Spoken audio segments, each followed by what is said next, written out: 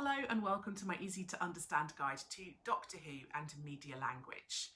This video is going to be particularly relevant for you if you are studying AQA GCSE Media Studies, as it's currently a set text on that specification. The set episode for study is at the moment Series 1, Episode 1, An Unearthly Child. So that's what I will focus on in this video. The overall genre is obviously sci-fi with a kind of subgenre of time-space travel. There is some sci-fi iconography within this episode. So there is some kind of ship in the guise of the TARDIS, which has lots of futuristic buttons and a kind of display control centre, which would have helped to make it clear that this was quite a futuristic show at the time. At the very end, we get kind of a mysterious glimpse of a creature, an unidentified futuristic looking creature on this planet. And again, that would have added to that sci-fi genre. And during the kind of time travel elements, you get these very kind of futuristic, spacey graphics, and that would have helped add to that as well. However, perhaps other sci-fi dramas, we might be used to seeing a lot more sci-fi iconography, so more images of rockets, space, aliens, that kind of stuff. And actually, it's reasonably limited in this episode, and there are reasons for that. The main reason being that they had a very low budget, so they really were very restricted in what they could show, and also because of the limited amount of technology available at the time. There was no CGI, they couldn't just create images on a computer, so they were limited to very practical effects. The show relied on lots of practical effects, so things done with strings, there was no CGI, they couldn't do that, so they had to do a lot of the effects in camera, i.e. with strings, with robots, and so the media language is very reflective of that time period and of the low budget. The electronic music, though, was quite unusual, so that as a kind of piece of media language, the audio codes, quite odd, quite modern for the time. It hadn't really been used a lot before, so that would have seemed quite futuristic for audiences. The very low budget really did affect the narrative as well, so the fact that almost the entire episode is set inside the TARDIS, in contrast to many future episodes and future series, more modern series, often the Doctor will go out and explore the kind of quite unusual alien landscapes. This episode was restricted to being shot primarily in the TARDIS, and that's because they just had very low budget. And so the media language was really affected by that.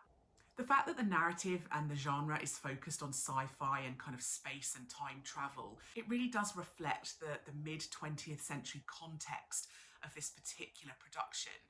The space race was a really big thing at the time. We were getting people going up into space for the first time. We were, talking about the lead up to people landing on the moon for the first time. And there was lots of competition to see which countries could do this first. And so the idea of space travel was very exciting and was in the news a lot at the time. So making a programme that focuses on this as a narrative made a lot of sense for engaging audiences. The opening of the narrative is very enigmatic, the smoke, the very low-key lighting. You're not entirely sure what this location is or what this person, this police officer, is going to find. The fact that we see this kind of police box is familiar to audiences. A lot of audiences at the time would have known how big these things were, so that when the camera eventually goes inside and we see the vast space inside of the TARDIS, it adds to that feeling of a wow factor for the audience. It would have been quite exciting.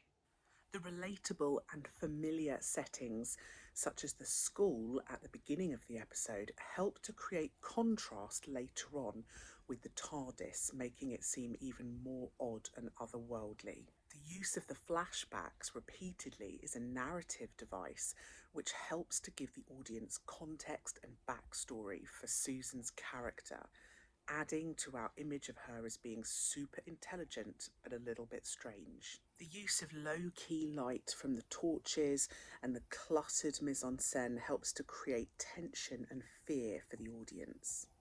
If we have a look at costume, the costume really helps to communicate a lot about the characters. So for example, the Doctor's costume is quite mysterious and unusual. It sets him apart as being kind of otherworldly, a bit odd, a bit different.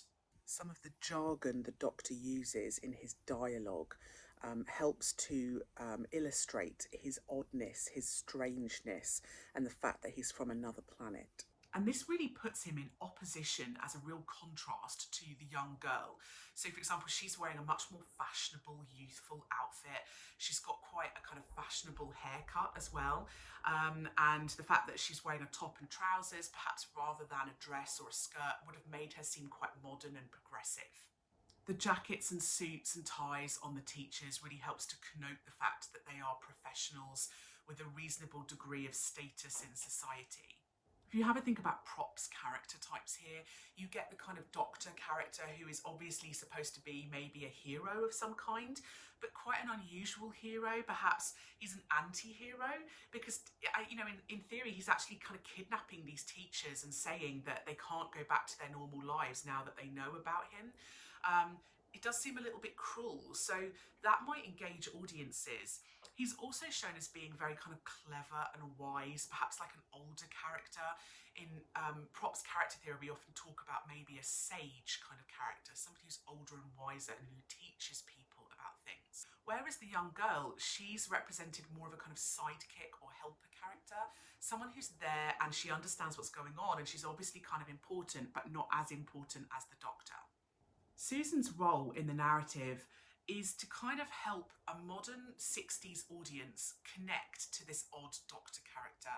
He is strange, he is bizarre, he has odd habits. He doesn't talk quite the way we would have expected, and he doesn't do some of the things we would expect. So her character and her dialogue is almost like what we as an audience want to say and how we want to react. So she's kind of almost like a go-between that helps an audience understand and connect to this kind of odd character. And we're left with lots of unanswered questions. Who is this doctor? Where has he come from? What is this TARDIS? Where is this planet? What is this creature at the end? And these unanswered questions, particularly that cliffhanger ending, really help to draw audiences in and make them want to continue watching this series by tuning in the following week for the second episode. So that was my easy to understand guide to media language in Doctor Who. Don't forget to subscribe to my channel for other videos that are going to be relevant for you. And if you would like a video that I don't already have, leave a little comment below and I'll see what I can do.